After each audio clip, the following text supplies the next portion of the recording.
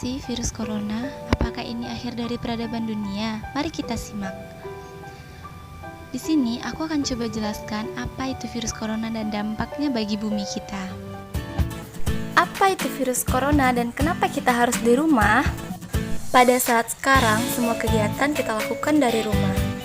Seperti kita tidak boleh bertemu dengan teman-teman dari luar, dan juga sekolah-sekolah pun juga diliburkan. Dan pemerintah menerapkan daring atau belajar dari rumah. Sebagian pekerjaan pun juga diterapkan dari rumah. Terkadang orang tua kita berbelanja pun ke pasar, ke supermarket, itu harus menggunakan masker dan tetap menjaga jarak untuk menerapkan sistem social distancing.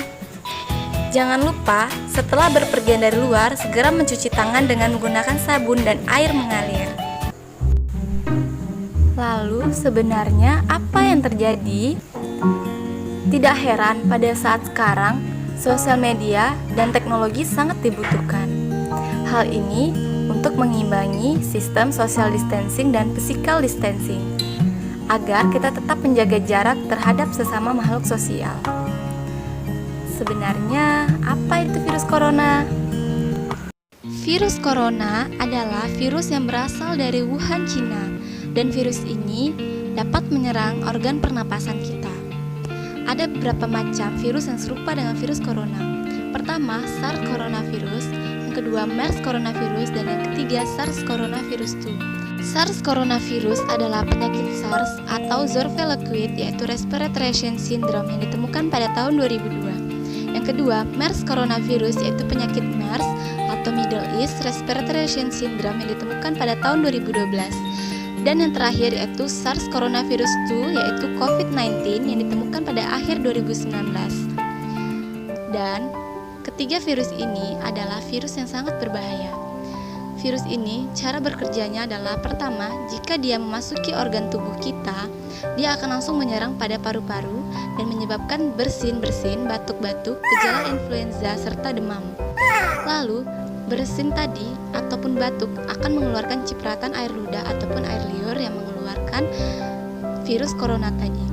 Air liur yang mengandung virus corona atau terkontaminasi virus akan menempel pada benda-benda dan barang-barang di sekitar kita, seperti pada mainan, di buku dan meja, dan lain-lain.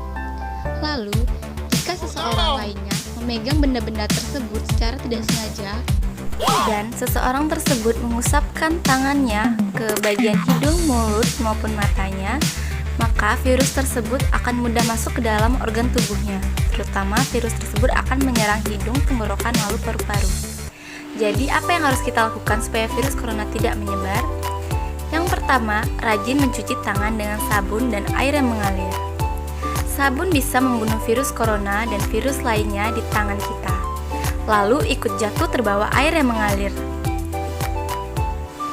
Yang kedua, batuk dan bersin dengan cara yang tepat. Tutup hidungmu dan mulut dengan siku. Hindari menutup hidung dan mulut dengan telapak tangan, karena bisa membuat virus jadi menempel di telapak tanganmu. Yang ketiga, pakai masker selalu. Virus corona yang melesat ke arah kita tidak akan bisa masuk kalau kita menutup hidung dan mulut kita dengan masker. Dan yang keempat, tetap berada di rumah dan lakukan kegiatan dari rumah. Dari 4 hal yang kita lakukan tadi, itu bisa membuat kita terhindar dari virus corona. Jangan lupa diterapkan ya teman-teman. Dan jangan lupa di-sharing ke sesama, agar senantiasa berada dalam lingkungan yang sehat. Berikut gambar yang menerangkan tentang virus corona.